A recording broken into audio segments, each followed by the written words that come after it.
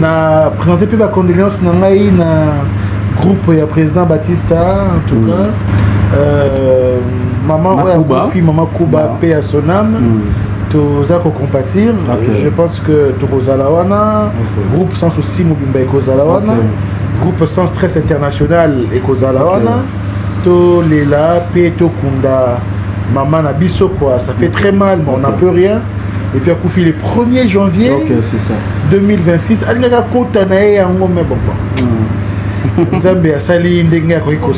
je suis aussi très content de la manière dont les gens ont suivi cette pièce. Et l'Andami Makasi, félicitations à Bino. En tout cas, besoin qui a intérêt à comprendre que Maman Bellevue a la dramaturgiquement Poutine, c'est-à-dire la savante de l'écriture cinématographique. Et Maman Bellevue a Sommon. Et puis, Nenge Mouka Lobaki en tant que prophétesse, à Lobaki cette année 2026. Nous allons toucher les cœurs, on va toucher les poumons, on va toucher les reins. Autant qu'on a la Bible, au moins on a que non, David Pena, moi Tongela Nzambe, temple Zalaki, parce que Bitumbe Zalaki, il faut la bunda, il faut ça. Mais ce que quand Salomon a eu, Salomon a coûté Pena repos. Donc, bisous dans ta Salomon. Tu coûtes Pena repos, tu Tongela Nzambe ce que au temple naïe, comme Messengue. Bitumbe Zala sousté. Bitumbe Zala télévision. Je pense que tous les comédiens congolais ont convergé dans Ngaï.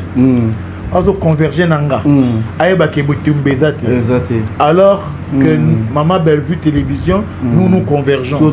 Déjà mais Salomon de Batoubaza Nangaït. Salomon de Batoubaza Nangaït.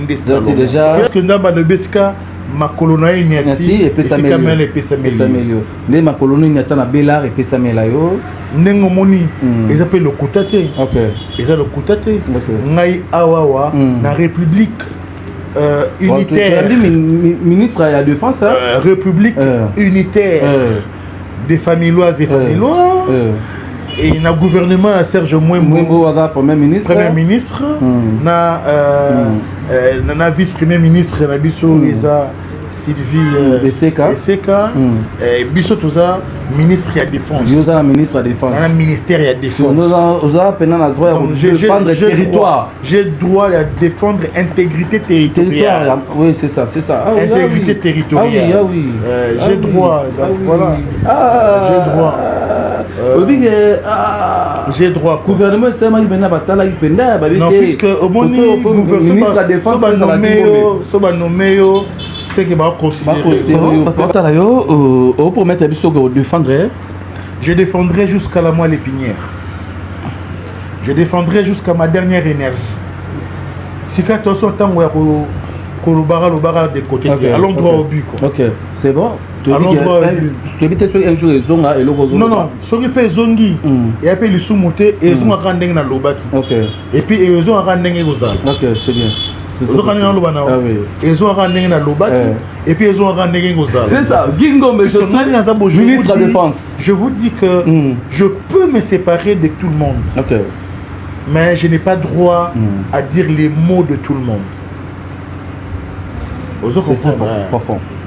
On peut se séparer. Dans le cas de EcoRDC, c'est ça. Ah oui. Nazala fait coordonnateur de EcoRDC. Je salue le producteur Jean Thibaut Chiboua. Dans le cas Panaé.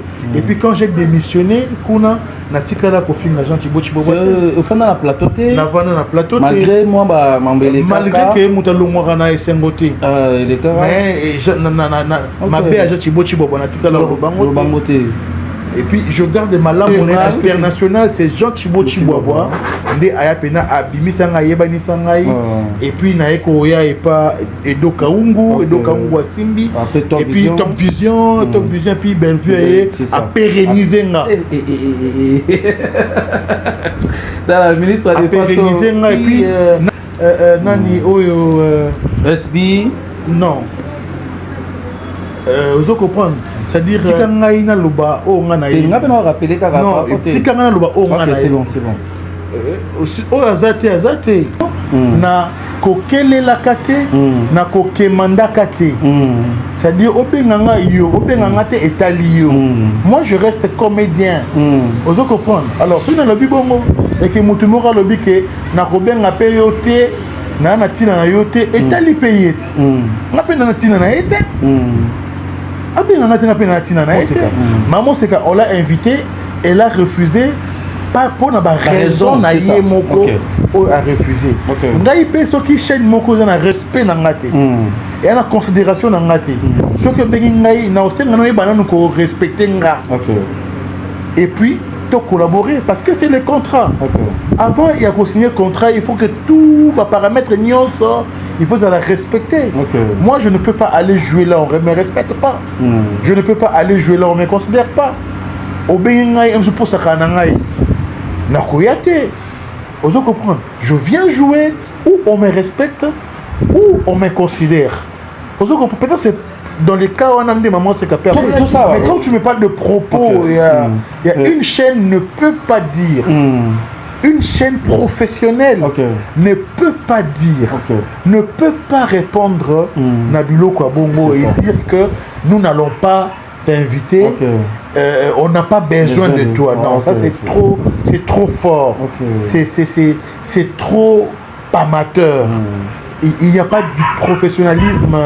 Le lot Vincent Azo Kabula Ndeko collègue na aussi là n'a pas collègue na yé.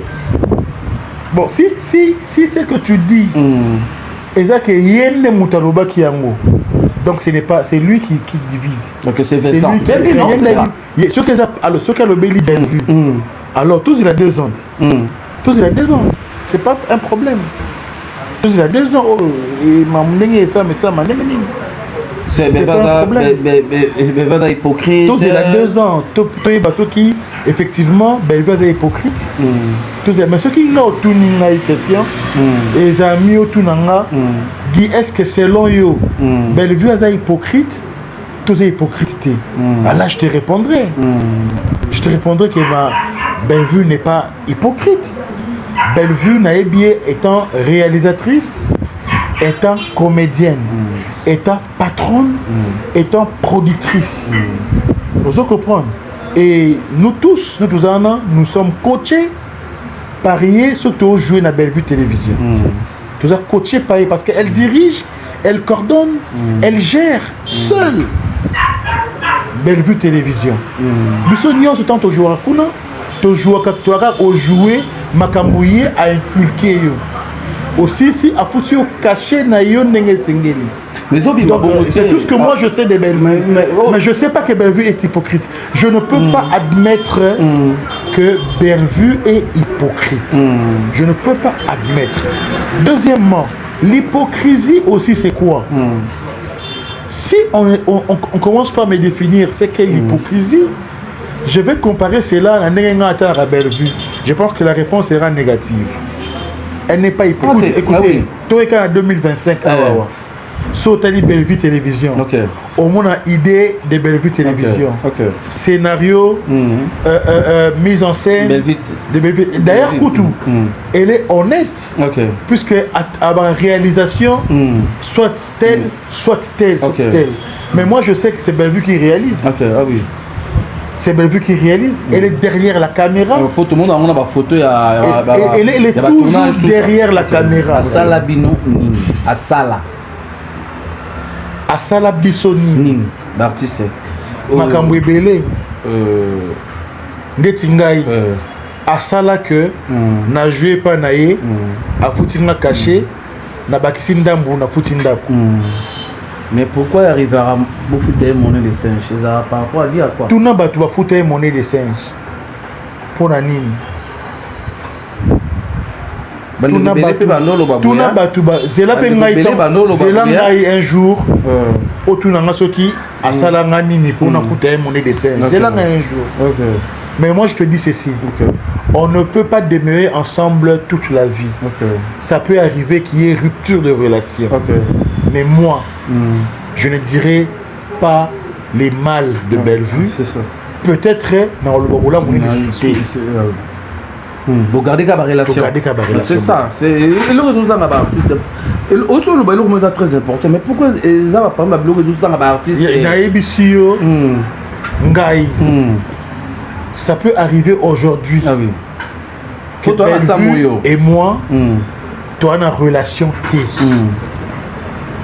Je ne dirais pas les mots de Bellevue, mais peut-être Nakoter Bola Monae. Ok. Pour la reconnaissance est une vertu. Même Dieu punit ceux qui ne sont pas reconnaissants. Attends l'éloté, lobby, tu en paieras les pots cassés. Je n'ai pas ma B Mingi. Parce que moi aussi, Bellevue, je peux faire 1 mois, 2 mois, peut-être 3 mois, na tournée pété. Nde yango fona bosana tonga bilamba wa pesanga. Non. Vous tournez la tête, pantalon la tête d'ailleurs. Parce que tu bokaki. Ouais. Fongwa maki. Ok. Ba peso tonga te yango. Pantalon pour la otongango et mon la tiango tout. Na miso ba. Ochepe mbenza. Ochepe pa taille, pantalon taille. Nako bosana tonga wana te. Tonga bilamba. Ok. Très bien. Parce qu'il y a des ministres, des députés, nous sommes tous les pétés. Oui. Pour la nini pour la eloko moko ou ekosala makibevi à ceux qui sont mon thème. Ça peut arriver. Ah oui. À ceux qui sont mon thème. Na bosani liboka. Oh ya pesa na pona tout à pondo. O biso ba luba to na kolia mingi. C'est bien, merci. YouTube. Et ça va. Va. Et ça va. Et ça va. On a bien. Merci YouTube, Busso. Tout ça va. Et ça va. Merci. Maman, merci. Et comment va? Tout est là. Tout est là. Mais papa va proposer nos lobby. Éviter sur le comment va. Mes chers internautes, bonjour, bonsoir. Émission Oyo et comme Elvino, émission Oyo Zara toujours présentée dans humble serviteur Nabino Prince Luamba au Bopesa na Kombo ya Polemu Kendi ya presse Aline pour na mituna na zalawana pour Nabino ba internautes au Bomesana Kolanda biso partout dans le monde, surtout dans la chaîne ya Batista TV officielle. Pe bato bo sepela la biso bo continuer ko s'abonner na chaîne Nabino Batista TV officielle pour la jamais TC vraiment merci la réalisation et Kumbami na papa Wata Maloba merci Nabino tout merci na bato tout bo jouer ba ko randa biso na émission ya lelo bo partager bo liker bo commenter bo consommer bo jamais décide. Na plateau dans un amourté, Nazana Gingombe, je suis Gingombe. Toujours tant il y a Kosolana par rapport il y a l'actualité par rapport à mon bébé, de Robert tapé c'était na Oeza Bellevue TV Award, Oeza nominé dans la catégorie belé. Robert tapé moi c'était dans le film, surtout dans le film Oyo le cas Oyo vraiment incarna qui rôle il y a fou côté Joël Dangala, côté je suis Gingombe. Et Katane na page partout dans le monde vraiment vraiment merci quand on est dans un cratère tu as vu que groupe figure de stars il y a Batista Nzuki Bazande Batista Nzuki figure de stars ba hôtel ko fait la moko ya Patrice na bango na mama na kombo ya mama Kuba Timba ba hôtel ko tika biso depuis le 1er janvier bande comme ça fêter bonne année mais il y a Tigabiso vraiment on a profité de l'occasion où il a présenter sincère condoléances dans la famille biologique il y a maman Kuba et sincère condoléances dans la famille artistique il y a maman Kuba toujours mon abattu à théâtre et puis président Baptiste Anzou qui dit nous là puis artiste et la figure des stars vraiment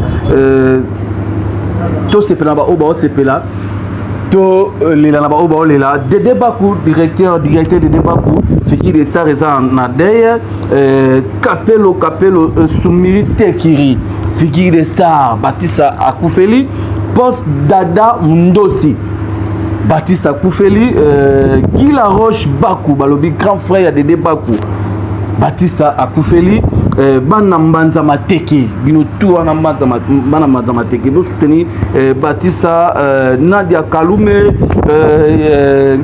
Noko Shai na États-Unis motema il y a Yvonne Nzuki Batista Azan na matanga akufeli beau soutenir moi mon message aux vraiment bien programme je crois la semaine prochaine corps et robima tous à la wana et vous allez vraiment bien makase ndena nous nazana moko na bino artiste na bino a monene oya se presa bino na kombo ya Josué Guy Ngombe na profiter de l'occasion on peut ça madame na sorta la biso merdi le foot mbote parce que zali na bana umela fanda na ngone na yo zo 4 penda bana zo 4 penda famille ningi zalaka vraiment Josué Guy Ngombe bonjour et ba meilleur vœu bonjour Prince Luamba meilleur vœu na yo meilleur vœu na ba ebanso balingaka ngai meilleur vœu na ba OEP balingaka ngai te alors là je vois les amis et ennemis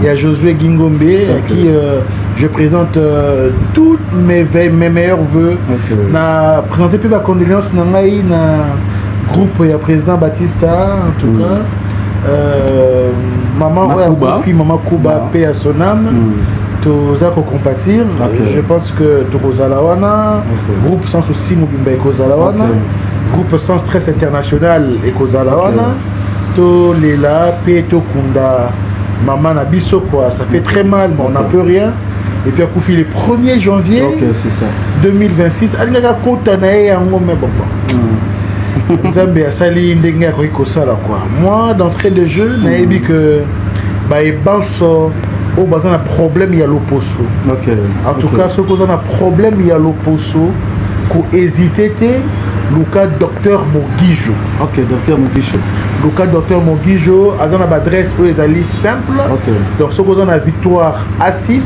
en face il y a district il y a lundi na mercredi de 15h à 20h docteur Mogijo azana Payambayo donc ce qu'on appelle na Bandal avenue Kassavou numéro 12 en diagonale na terrain Mbata na police Mbata on a jeudi de 15h à 20h docteur Mogijo azana ozana Yolo na Kimwenza en face terrain Kanka docteur Mogijo azana chaque vendredi de 15h à 20h on appelle na Lemba na première porte ya Fiki avenue Loubefu numéro 17 docteur Mogijo azana chaque mardi de 10h à 14h à Koyambayo donc il est à Salim médecine pure et puis médecine naïso répondre dans la norme ISO donc il y a ça charlatan alors quand tu vas ça me fera ma foutre dans sachet bon le poso artiste na ndebo talangata botaka le poso na vra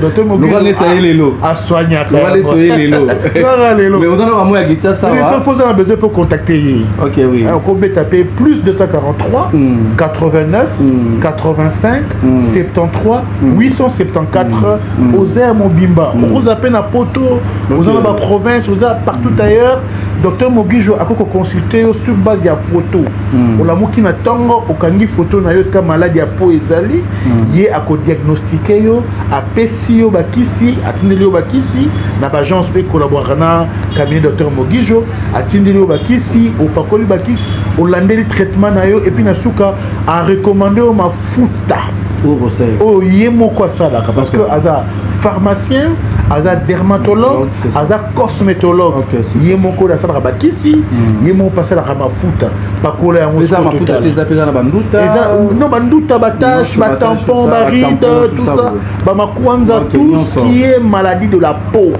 donc je soigner en donc comme il se doit n'hésitez pas beaucoup tanaï boza décidé au peut ça na raison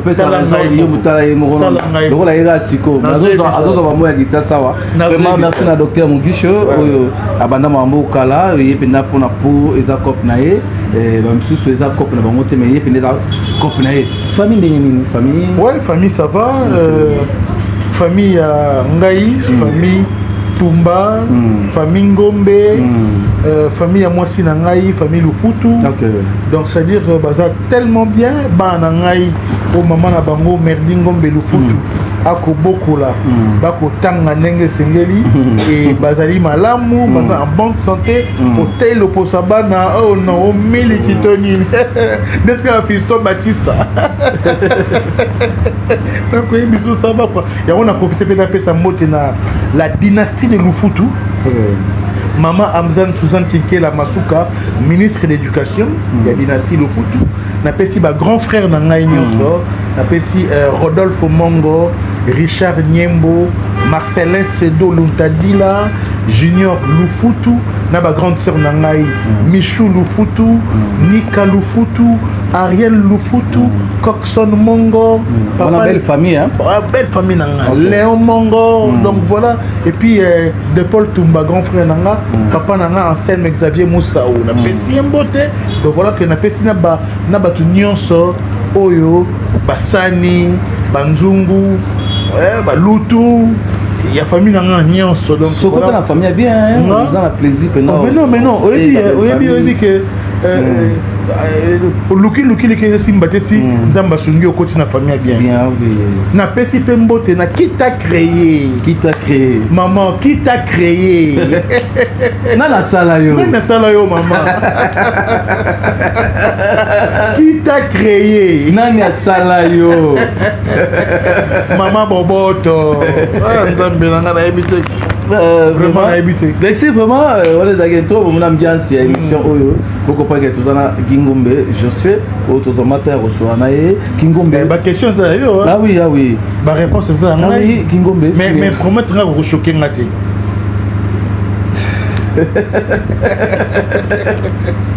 vraiment film autour les cas vraiment ma page bakati ba parti belé au dans c'est na bato vraiment bokende kotala ngo personnage wana to monaki ona no nde histoire ezalaki ozalaki camarade ya Dangala c'est bato découvrir que na sima yoni to sala Dangala bongo mais après wana papa no makuba aki ko découvrir place au kanga au fungoli après yomoko oyobela suliboma kuna Dangala abongi et ça vraiment leçon exactement leçon puisque au moni ndoki na yo ezaka muta famille na yo au moni que lelo oyo Josué Gingombe azali boma bon tout se paye ici bas mabe oyo lukeli moninga injustement et zongeli yo quoi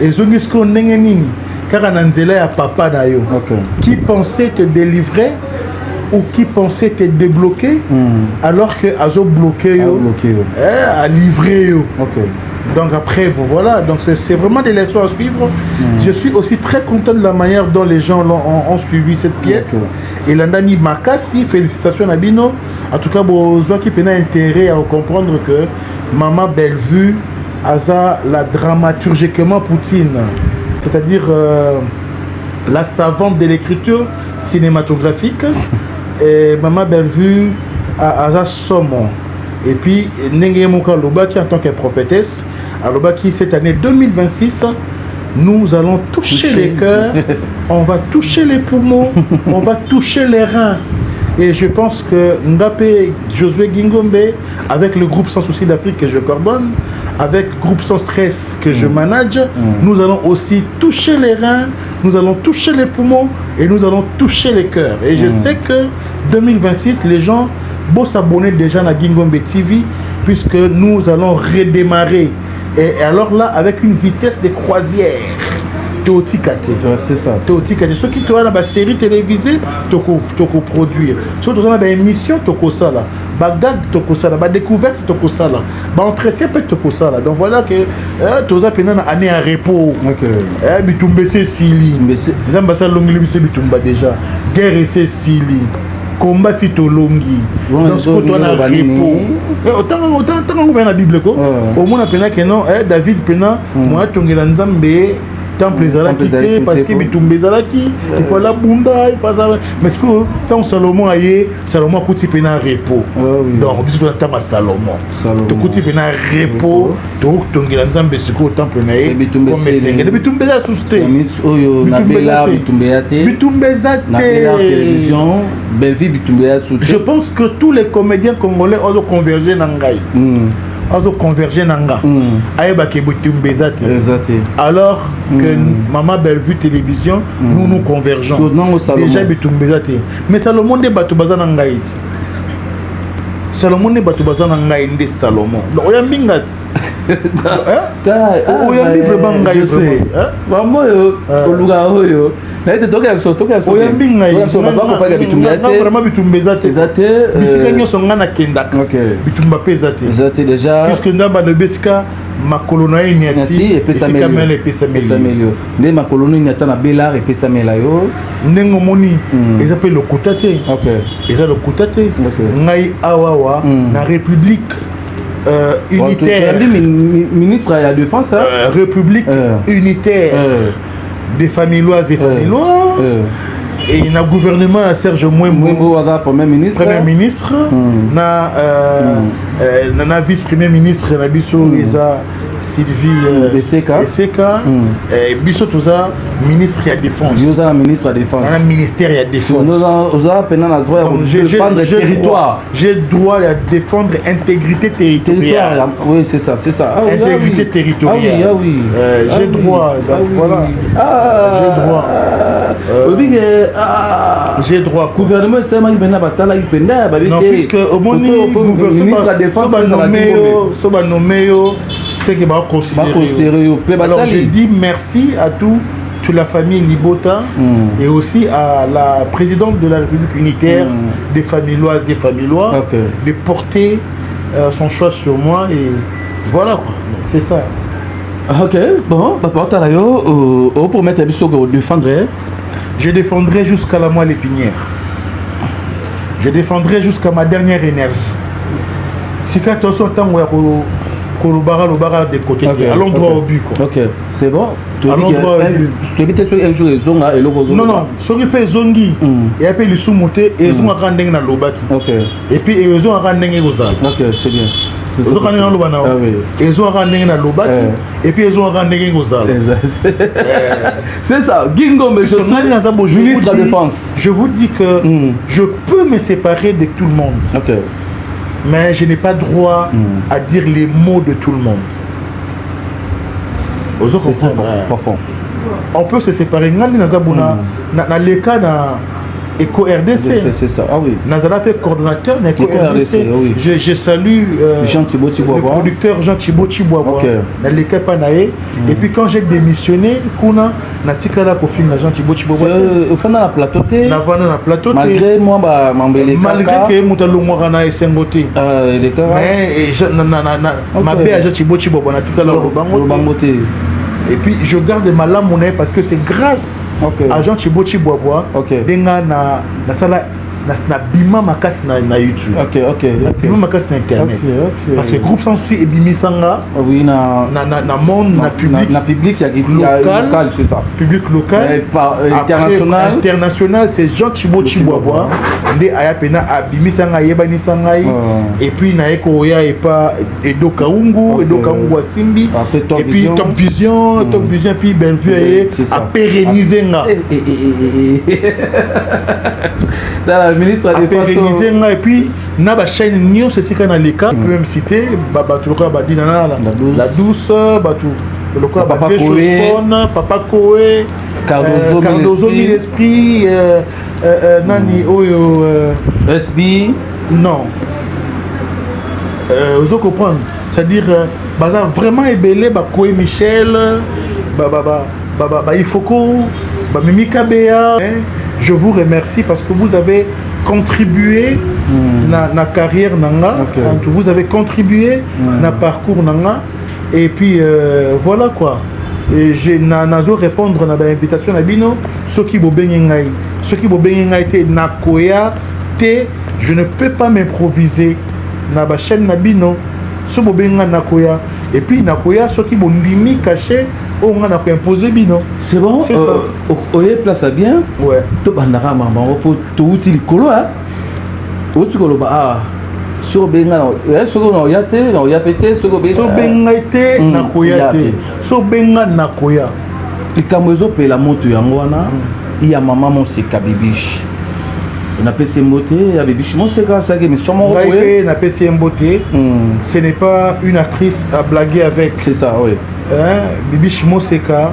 Na ben ak maman Moseka. Maman Moseka ça qui émission alobi que ba benga ngai na boya par rapport à maman belé atiraka ko citer ni combo ya chaîne ni combo ya producteur ou productrice abenga qui est atiraka ko citer mais après ba retomber comme ya ko sakalate par maman Moseka et pas ndeko na bino Vincent oyo benga bino pe na ba filmer ou azape journaliste aye ko répondre maman Moseka bazana tina na été pe place bazana SBU à des abako artiste bazana koki bazana batunsuté et ça peut proposer obimisa lobi pe ko zongela yo kende ko versa ko le kapé bo gingombe oyo lobi sege koki biso pe na chaîne na biso to na posa na yo te gingombe poto za déjà rokoka ça ba gère ba propos o ka mamo se katendaki non mais yomoko tango lobi Koyoka, parce que moi je n'ai pas suivi ça en tout cas. Moi je n'ai pas suivi ça. Que je pense que c'est des choses qui concernent Maman Moseka. Elle est mieux placée pour répondre à la question. Elle est mieux placée pour zapper dans mon okonae. Maman Moseka pe aza moto ya tenade so ko pa place na chité na bi na chité na sens oui na bi ba propos oyo lobisiko oyo eza pe yango Maman Moseka lobaki mais retourner sérieux ngana ebisi OK ngai esika ba bengi ngai te na kokende te esika ba bengi ngai na kokende mais seulement na kokelela kate na kokemanda kate c'est-à-dire obenganga yo obenganga te etali yo moi je reste comédien ozo comprendre alors si na lobi bongo et que mutu moko lobi ke na kobenga pe yo te na tina na yo te etali pe yeti na pe na tina na ete c'est-à-dire que moi je n'ai pas dit la même chose que Maman Moseka. Maman Moseka on l'a invité, elle a refusé pas pour na raison na yé moko a refusé. Ngai pe so ki chaîne moko za na respect na ngate. Et na considération na ngate. So que bengi ngai na osenga na bana ko respecter nga. Et puis de collaborer parce que c'est le contrat. Avant il y a qu'à signer contrat, il faut que tout les paramètres il faut la respecter. Moi je ne peux pas aller jouer là, on ne me respecte pas. Je ne peux pas aller jouer là, on ne me considère pas.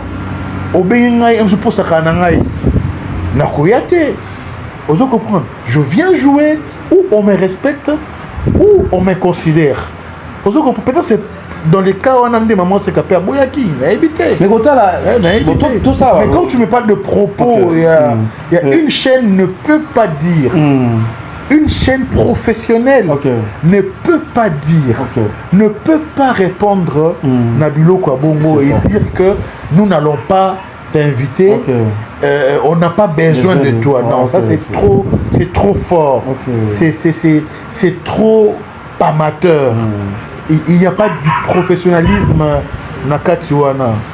C'est tout ce que moi je peux dire. Il n'y a pas du professionnalisme. Parce que de toutes les façons, une chaîne ne peut pas avoir une discrimination. Il y a acteurs. Une chaîne ne peut pas se chercher à s'accaparer des acteurs. Une chaîne ne peut pas se privatiser les acteurs. L'art de comédie est un art libéral. Comédien Moutouazalakate.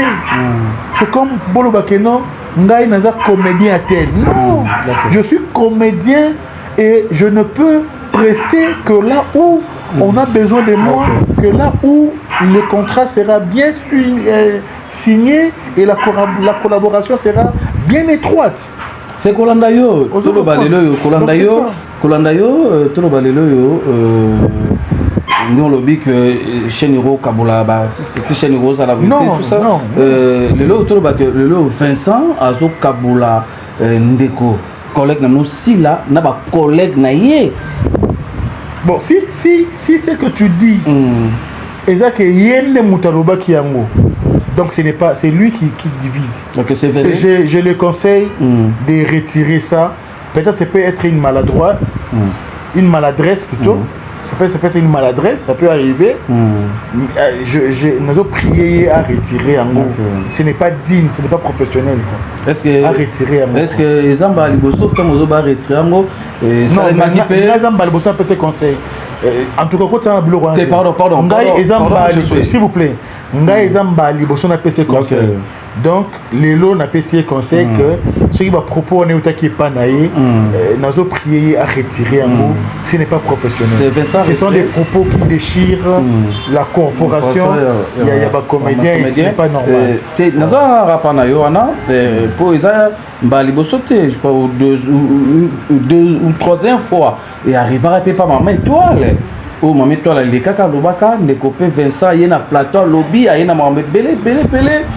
Lélo, tout le banil par rapport à Mambouana. Non, mais j'ai déjà dit. Hein. C'est ça. Moi, j'ai déjà dit, je ne peux pas me répéter.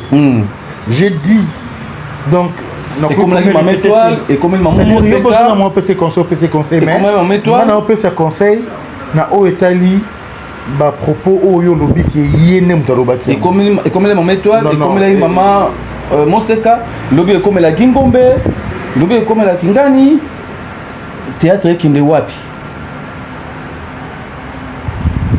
on va changer de question parce que je pense que c'est à répondre c'est à répondre à la question yo la lobby c'est qu'il fallait dire en tant que comédien en tant qu'animateur culturel, puisque j'évolue dans le monde de la comédie, je suis un intermédiaire entre la comédie et les contemplateurs. Donc, comme Micro Pesa Melinga, j'ai conseillé que ce n'est pas bien ces propos. Et ça, à propos et coach tout mal à l'aise, ce n'est pas normal, c'est discriminatoire, hein, c'est stigmatisation. Et ça, malamouti. Donc, c'est voilà quoi. Ok, c'est voilà, toujours continuer, il faut réussir la vie, vraiment. Tout ça, pour la bino, tout ça, Gingo, mais je suis, vraiment, beaucoup de on a mis à la ministre de la Défense, il y a le gouvernement, il y a la République, il y a familiois et familioises, oiseaux contrôleurs, défendre le territoire, mais surtout, il y a famille et Libota. Vraiment, tout ça, ministre de la Défense.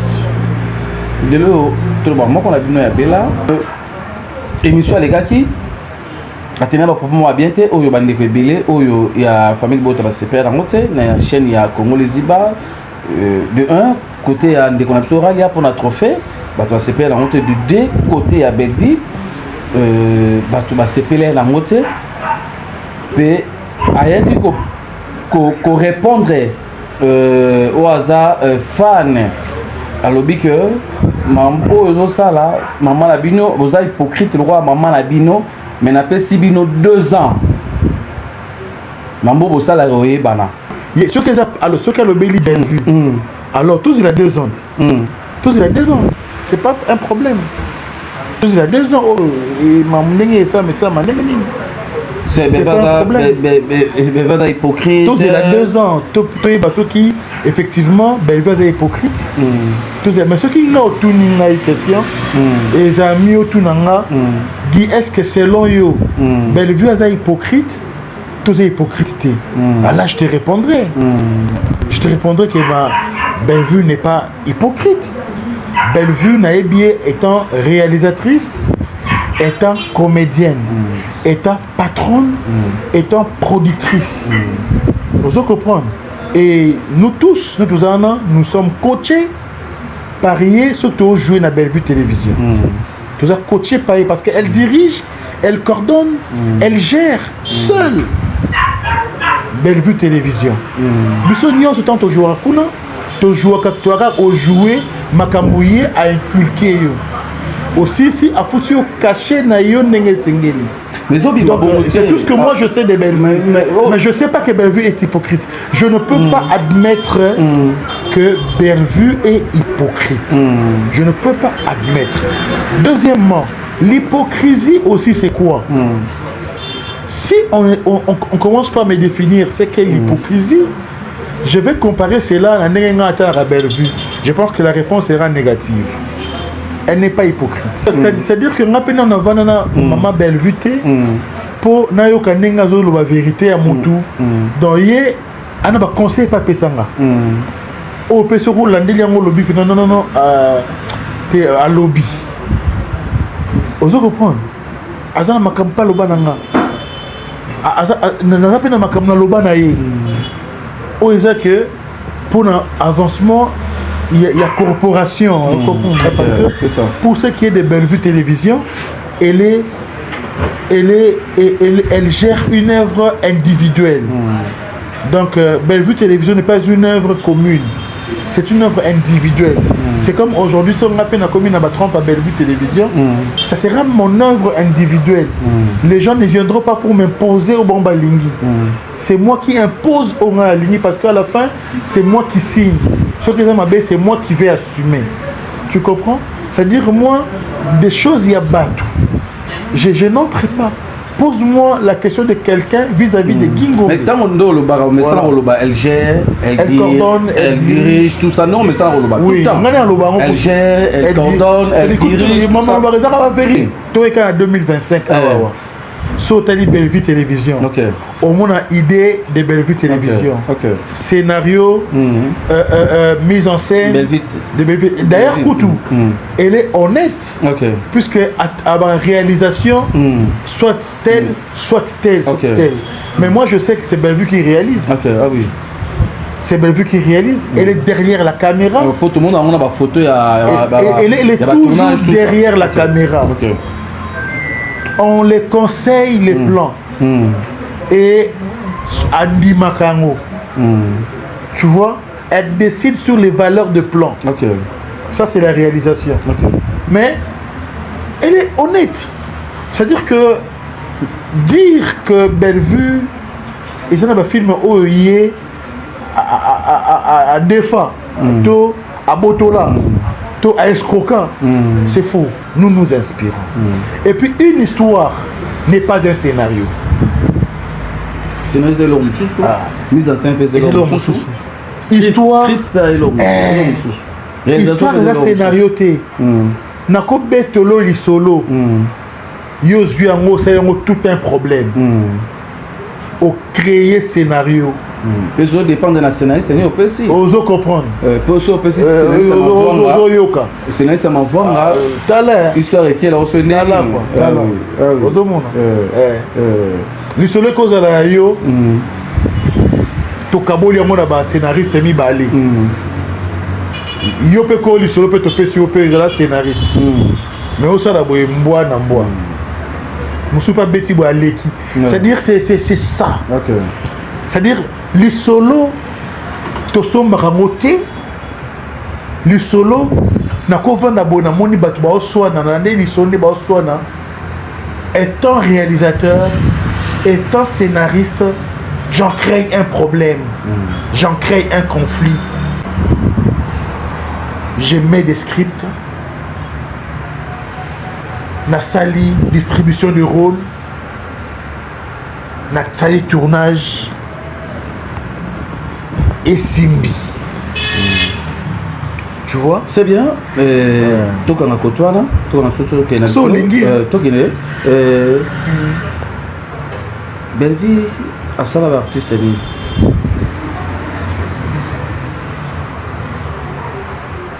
Bellevue à ça l'anganini pour un artiste. Artiste na sangina yo.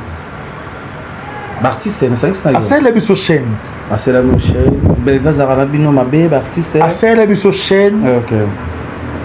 Bellevue Télévision, Candy Star TV, ba chaîne wana asala biso. Asala bino nini? Asala biso nini? D'artiste. Makambo ebele. Ndeti ngai. Asala que na joué pas naé, a foutu nga caché na bakisi ndambu na futi ndako. Mais pourquoi arriver à foutre monnaie de singe? Ça par rapport à dire quoi? Tout n'a pas tu vas foutre monnaie de singe. Pour la nini? Tout n'a pas tu vas zela pengai zela ngai un jour. Au tout n'a soki à salanga nini pour na foutre monnaie de singe. Zela ngai un jour. Mais moi je te dis ceci. On ne peut pas demeurer ensemble toute la vie. Ça peut arriver qu'il y ait rupture de relation. Mais moi, je ne dirais pas les mal de Bellevue. Peut-être dans le Baboula, on est pour garder la relation. C'est ça. C'est le résultat d'un artiste. Autre le bailou est très important. Mais pourquoi ça va pas le résultat d'un artiste? Il y a Ebisio, Ngai. Ça peut arriver aujourd'hui. Ah oui. Que toi et moi, toi en relation T. Je ne dirais pas les mots de Bellevue, mais peut-être Nakoter Bola Monae. Pour la reconnaissance est une vertu. Même Dieu punit ceux qui ne sont pas reconnaissants. Attends l'éloté, lobby, tu en paieras les pots cassés. Je n'ai pas ma B Mingi. Parce que moi aussi, Bellevue, je peux faire 1 mois, 2 mois, peut-être 3 mois, na tournée pété. Nde yango fona bosana tonga bilamba wa pesanga. Non. Botonga la tête pantalon la tête d'ailleurs. Parce que tu bokaki. Ouais. Fongwa maki. OK. Ba peso tonga ta yango. Pantalon pour la otongango et mon la yango tout. Na miso ba. Chepe mbenza. Chepe pas taille pantalon taille. Nako bosana tonga wana te. Tonga bilamba. OK. Très bien. Parce qu'il y a des ministres, des députés, nous sommes tonga bilamba pété. Oui. Pour na nini ngai, pour na eloko moko eko sala makibevi a suki singa motema. Ça peut arriver. Ah oui. A suki singa pe motema. Na bosani liboka. O ya pesa na pona tout a pondo. O biso ba luba to na kolia mingi. C'est bien, merci. YouTube. Ezavar. Va. Ezavar. On a bien. Merci YouTube, Busso. Tu as va. Merci. Maman, merci. Et comment va? Tout c'est là. Mais papa va proposer le lobby. Éviter sur le comment va. Pour le lobby qui est. Le lobby a tali comme Rosa là. Mais on va faire nos pékimia. Est-ce qu'il y a un qui est comme Rosa là? Le lobby en haut. Pour toi battre. C'est ça. Mais pourquoi pas que vous appelez le Cameroun de Gonayope ou le gars la média mon looké pe bosso là. Ils a question. Tu me retournes dans la question. Non, ils a causé ma sagesse ou comment? Non, mais est-ce que nga l'écran mon tout le monde a yé façon de parler na yé et jouer na yé tout le monde a tout dégager intelligence mobile, a dégager sagesse mobile. Mais avant les Camerounais ser na yé et ola lukaye basola wana ngati ayo fane na plateau wana ngati na intelligence na ngai na sagesse na ngai so na likabna na yo net yo na makamne belo melanga ba mbonge bele. Ah oui. Mais dans les kilos on a médiaté. Ah mais oui, il faut trouver la vérité. Presse Luamba. Presse Luamba. Tu es parmi les gens qui peuvent témoigner koye ba ko vanda na ngana batu. Ah oui. Pour so entendre bambong, oza pa batu ba changa na scène. Kala. Ba futanga te. Mais yo liambongo. Le bel monté. C'est tout le besoin de dépendre de l'éducation. Vraiment. Bien, mais au coup de savoir l'éducation, parce que l'éducation peut cause un peu déformée. L'éducation diffuse. Tu peux avoir été bien éduqué na banda kunabino, tu peux avoir bien éduqué et tu peux avoir été bien éduqué dans l'église, na instruction, mais il y a privilégié dans l'éducation diffuse. Mais jusqu'à là, on a éducation à papa. Non, mais en tout cas, moi, tel que je suis là, pasteur. Et l'autre, on a ça atteindre. Et vu que on commettra une grosse erreur dans la vie amoureuse d'Anga, on commettra des grosses erreurs, mais parce que l'éducation devait me rattraper. Il n'a pas dit ça. Ah, mais c'est ça.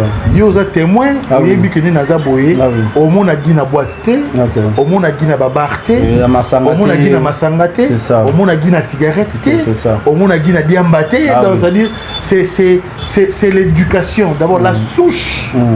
Oyo nazanango et zo permettre été na dérailler maintenant na meka parce que naza jeune na ko sala pe mabe mais au mona ozonga c'est to peut s'appeler madame Merdi le foot to peut s'appeler Longonia na famille nanga Longonia na famille nanga Longonia na belle famille nanga Longonia na mwasi nanga Longonia na bana nanga parce que quand je regarde aussi mes enfants je me dis ils ne peuvent pas regretter de faire Yamabe à papa na bango donc ça ils ont sanga peu quoi église nanga église nanga ba membre église ba fan nanga bango nyonso ils ne peuvent pas accepter que frère Nabango Josué Gingombe a tergiversé quoi donc voilà et là t'es pour un comédien que balobakino pour baza comédien non bino bozo bebisa métier na biso en tout cas je regrette quoi je regrette mais oui bah que un jour viendra c'est bien tolobela les Guilains et les Guilaines de la team intelligente sans insulte de recadrage. Mon autorité morale n'a pas raté, mais je peux recadrer. C'est Bellevue TV Award deuxième édition. Oui, je suis nominé dans la catégorie à meilleur acteur 2025. Je suis nominé dans meilleur acteur et à performance homme du commun 2025. C'est-à-dire j'ai pris aux Guilains et aux Guilaines, à tous ceux qui m'aiment, à la famille Libota, au Péchalov, au Dinachou, et Cardozo, Mika Bea, Batunyoso, Oyo, Lingaka famille Libota, Lingi organisation, Bellevue TV Award 2025 va porter choix sur moi parce que être déjà nominé c'est une considération. C'est ça. Et voilà, mais ce qui compte, ce sont les votes. Si vous votez, c'est ça. Mais le fait que Nada a nominé un meilleur acteur, c'est que Nada est meilleur acteur. C'est ça. Le fait que Nada a nominé un meilleur acteur de performance, c'est que Nada a performance. C'est-à-dire que je suis polyvalent. Rôle qui n'a pas ça. Voilà. Merci. Le tout le monde appelle Madame Merdi le foot nominé pour film. On a 5 Nabino, Boye Baké, et c'est à Zongeli. À Zongeli déjà Moussala. À Zongeli Moussala. Arosenga bocha été akuyeska bobenga quoi et il peut être fan hein voilà alors bien fan ya rosagalate ya madame Bevi et la famille Bota voilà je confirme ah oui alors bien fan aza fan de basala musala bien kitoko fan ya Dinana fan ya Bechanga ya Cardozo ya bango tout ala fan na bango vraiment to comme na suka ya émission na biso question moi ya suka ezali pour te chiter tout ça les anciens du groupe Sans Souci. Les anciens du groupe Sans Souci. Et Salema. Et tout le monde a voté. Exact. Les anciens du groupe Sans Souci Salamati. Ajo Marie, Papa Makaya. Les anciens du groupe Sans Souci et Salemati. Bon, les garanties. Parce que Nalobi Boy. Les anciens du groupe Sans Souci. Groupe Sans Souci de Yebi Bango. Vous comprenez? Pour ceux qui. Binalement, les anciens du groupe Sans Souci, casse beaucoup que les anciens du groupe Sans Souci. On a besoin d'anciens du groupe Sans Souci. Mais on va jouer à tout. Les anciens du groupe Sans Souci. Là, groupe Sans Souci reconnaît très bien que vous avez anciens. Ceux beaucoup qui comment ôter, c'est vous avez anciens. Mais pourquoi vous avez groupe Sans Souci? Pourquoi vous avez mis bango balongo la combo wana? Toujours dit que Paris que maman Mado demta telemela ki bango balongo la combo wana ah c'est que baba ancien té mais baba ancien non c'est que baba ancien té yo mo lobi c'est que maman Mado non les ex sont différents des anciens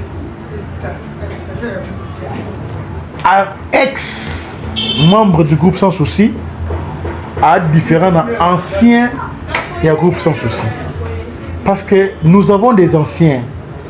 Sarah Moussaou, Josko, Mamé Yenga, Piron Dombasi.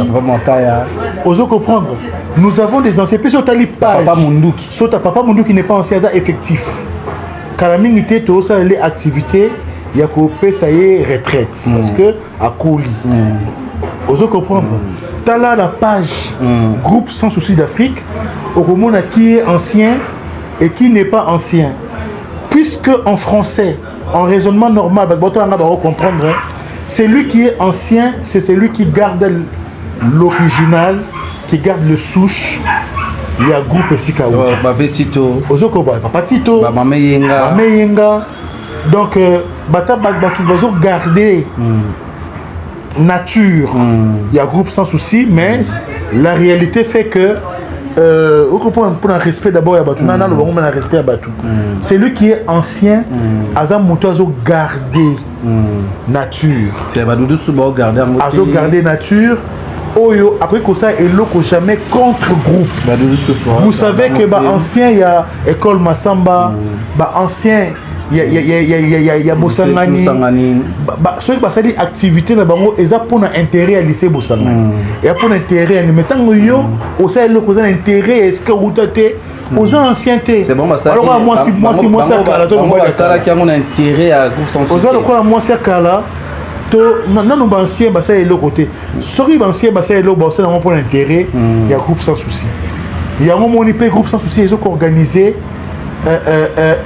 diplôme et coupé ça n'a ancien nango oyo partout balobakendaka balobelaka groupe Sans Souci bapesaka honneur na groupe Sans Souci indima que groupe Sans Souci de ça la bango bazala o bazali. Vous comprendre, groupe Sans Souci est une institution eza motuté. C'est un groupe qui a commencé par Papa Mathieu Matondo Matéa alias Sans Souci et accueilli Poudre de chasse à Kumbi Yango, accueilli Boshulo Kinzondi, Papa Kimbateke, groupe Sans Souci, Papa Ngaloufa, Bazab ancien groupe Sans Souci, Papa Kimbateke, ancien groupe Sans Souci, Papa Kimbateke, ancien groupe Sans Souci, Papa Lokouli, ancien groupe Sans Souci, Papa Mundangandanga, ancien, Papa Nabiso, Papa. Papa Mungita. Ancien. Je rappelle que tout ça a quelque chose. Il y a vœu. On a ancien. On a page groupe Sans Souci d'Afrique. Na page. Et notre s'abonner. Na page. C'est vrai qu'on va pas mettre tout le monde, mais on va quand même mettre moi Batou Mingi. Vous s'abonner à la page Facebook et à groupe Sans Souci d'Afrique et vous comprendrez qui est ancien et qui ne l'est pas. Papa Makaya, Doudou Soukou, c'est bon, toujours continuer, ancien, ex, c'est bon. Famille Bota, famille Loise, tout Bota la vision vraiment. Kozana Gingombe, ya passé. Gouvernement Oegoya wana. À part ministre de la Défense, pas continuer ministre de la Défense, vous pouvez être ministre de l'Information. Nous avons dit ça là, nous avons dit papa la biso nani papa la mère Mende, de l'autre tout ça ministre Patrick Mouyaya, ministre de l'Information, tout ça porte-parole et à gouvernement. Face à la paix bon, à part ministre de la Défense, face à la paix porte-parole à gouvernement. Et le gars, l'Ongolia, moi pas si, pas l'Ongolia, mais à l'Ongolia. Il y a une qui dit oui, ils ont raisonné ma casse, ils ont réfléchi ma casse. Vraiment, tout le monde a souka, tu vas retenir le passage. Tu vas retenir que Gingombe Josué, Aza comédien congolais, polyvalent. C'est un artiste, seulement acteur. Voilà. Et puis j'évolue dans la label Nyonso Oyo, ils en ont besoin d'anga. Je dis merci à Bellevue Télévision, puisque elle fait un effort pour me pérenniser dans YouTube, dans Internet. Je dis merci à la famille Libota. En tout cas, tout le monde ne va pas m'en vouloir, puisque les lots aussi n'a comme une connotation. Il y a famille Libota, et ça parce que nous avons joué mine dans la télévision. Donc je ne peux qu'accepter cela, je ne peux que confirmer cela. Et voilà pourquoi je dis merci encore une fois, Nabelar Production. Je dis merci à mon président Mboshilo Kinzonzi Nefiang et à sa très chère et tendre épouse, Maman Ornelandé, pour la confiance portée na Kombo Nanga, na Bomoto Nanga, na coordonné groupe sans souci. Et je coordonne. Je dis merci à na Mwasi Nanga, na Nengazo présidé groupe sans stress international. On a nazo comme manager, tout épaulement. Donc, car Potolia, Poto vivre, nous devons travailler. La chaîne, la chaîne, tous les canaux Top Movie. Top Movie, ok, Top Movie, et puis ceux qui ont besoin de contacter pour nous intégrer, et c'est la groupe sans stress international, et c'est la groupe sans souci. Bobenga na plus de 143 900 979 928 pour vous avoir information et puis pour quota sans jambage. Nazali pe wana ceux qui ont besoin, il y a des documents, il y a autorisation de production, des documents, il y a ma carte, il y a tenant lieu de carte d'artiste. Je suis là, dans le secrétariat général à la culture, art et patrimoine, dans la direction art et lettres. Vous contactez pour vous avez des documents aux arts certifiés que aux artistes, aux arts certifiés que ceux qui ont bimi libanda, considérer et puis aux a droit à cause là événement nyonso na mboka to libanda ya mboka na biso. Je rappelle aux gens que ceux qui ont un problème il y a l'opposo qu'on hésité contacter docteur Mogijou na numéro oyo plus 243 89 85 73 874. Docteur Mogijou a soigné l'opposo na yo okoko maloko langai. Voilà. Merci, je suis Gingome, la passage on a plateau na c'est moi qui vous remercie. Batista TV officiel, remise à la Batista TV. OK. Nzuki Batista Fiston. OK. Na pesi Mbote, na pesi Mbote na kita créé. Kita créé na kita créé nani asala yo. Eza malbosote na pe eza pe malbosote sur les cas moment tout aux pour ça notre bien vraiment merci na réalisation oyekumbami na Papa Wata Maloba merci na notu merci na président Batista merci na vice Gino Lanza di Soso Pembe merci na artiste tout ya figure des stars merci na ba familloise au boju ba ku otala biso na émission oyo tout pe ba communauté tout aujourd'hui ba ko la biso émission zaki présenté na humble serviteur na no prince Luamba ou invité na mesa ki bongo je suis Kingumbe ou toujours matin ya ko lobia ya ko sola par rapport ya ba mozo le cas sur internet vraiment merci tout le monde na émission Eko ya vraiment bye